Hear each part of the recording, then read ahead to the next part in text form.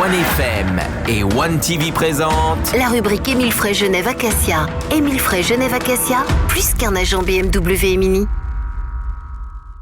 Soyez les bienvenus dans la rubrique Émile Frey Genève Acacia. On dit bonsoir Alexandre Farago, directeur. Salut Alex. Salut, bonsoir à tous. Au chef des ventes BMW et Mini, désormais David. Bonsoir à Schultz. tous. Et donc au chef des ventes Opel, Citroën et DS. Bonsoir David Rodriguez. Bonsoir à tous. Comment allez-vous ? Super, au top. Super. On a envie de parler dans un instant d'Opel. On n'a pas trop encore abordé, on a beaucoup parlé de Citroën ces dernières semaines. Mais avant cela, on va parler d'un métier qui change, Clémence. Les mécaniciens, tout à fait, des formations sont mises maintenant pour tous ces mécaniciens. À cause de quoi, Alexandre ? À cause du changement. Alors le changement, ici, on s'aperçoit qu'on parle de l'électrification, on parle de véhicules électriques, de véhicules hybrides. Eh bien, nos mécaniciens doivent s'adapter, suivre beaucoup de cours en ce moment. Il y a un grand changement dans le métier.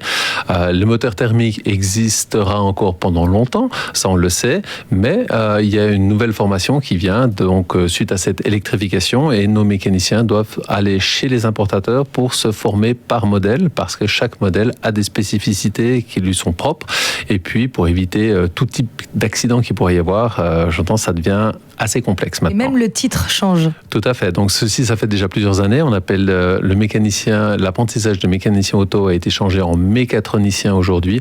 Pourquoi ? Eh bien, tout simplement par rapport au développement de toutes les technologies qui sont autour.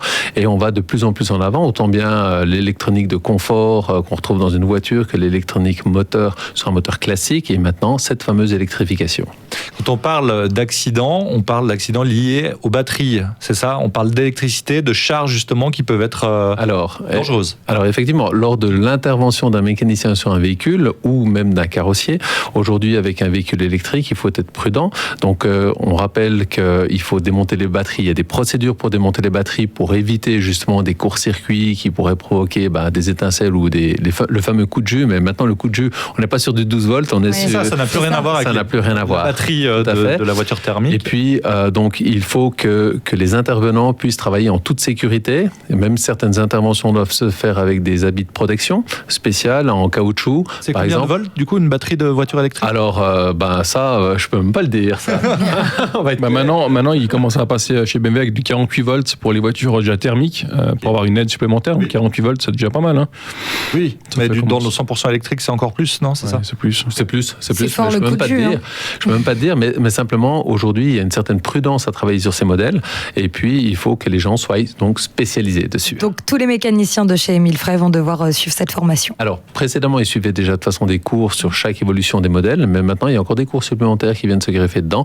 Donc, on a en moyenne entre 1 à 2 semaines par mécanicien et par année de suivi de cours chez les importateurs. Très bien. Très bien.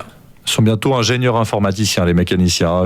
C'est vrai que le métier a complètement changé. Et toi qui étais mécanicien, est-ce que tu serais encore capable de pouvoir opérer sur une voiture Alors actuelle ? dans un musée, éventuellement. Bon. On parle justement de marque historique dans un instant en Suisse. C'est Opel et c'est dans la suite de la rubrique Émile Frey Genève Acacia. À tout de suite.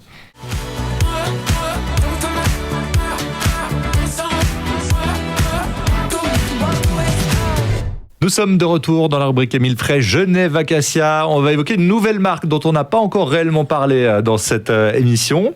Et c'est l'occasion de le faire. Opel également, et exactement la marque historique en Suisse. Opel, est-ce que David, tu peux nous la présenter un petit peu ?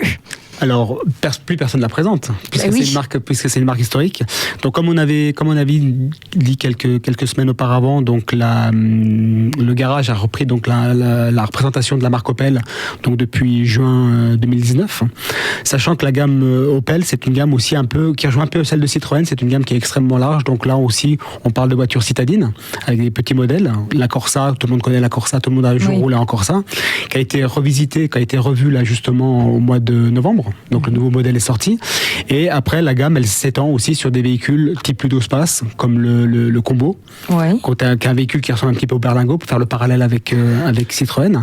Et on a des véhicules, on a l'Insignia aussi, qui est un véhicule qui est au goût du jour, qu'on peut avoir en véhicule limousine, en véhicule break, donc en version tourer. Et là aussi, nouveauté pour nous, les véhicules utilitaires. Oui, que vous n'aviez pas avant. C'est vrai, chez Mini, avant David, tu n'en avais pas. Ça me manquait d'ailleurs. Donc Business, donc toujours avec notre business center. Donc on a une équipe de professionnels qui est dédiée pour composer le véhicule, en fait, selon les demandes de nos clients artisans, professionnels. Et donc là aussi, on va retrouver 3 modèles. On va avoir le modèle, le Combo, on va avoir le Vivaro et on va avoir le modèle qui est plus gros, qui est le Movano. Opel, c'est une marque qui a 120 ans et c'est vrai que presque tout le monde a eu une Opel à un moment ou un autre de sa vie, que ce soit la Corsa. On a commencé par une Opel Corsa ou une Cadette. Exactement. Qui a eu une Opel? Qui a conduit une... Alors Alexandre, je ne pense pas. J'ai conduit une Opel. Voilà. Et oui, Tout le monde a eu une Opel.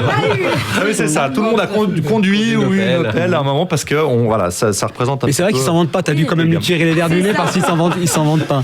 Mais alors David, justement pour 2020, quels sont les nouveaux modèles qui vont arriver? Alors il y a beaucoup de modèles qui vont arriver en 2020, mais on va parler en particulier d'un modèle qui doit arriver tout de suite maintenant. C'est le Grandland X qui est disponible en version hybride. Donc je recommande les auditeurs quand même malgré tout à aller voir sur internet parce que c'est un véhicule. Style SUV.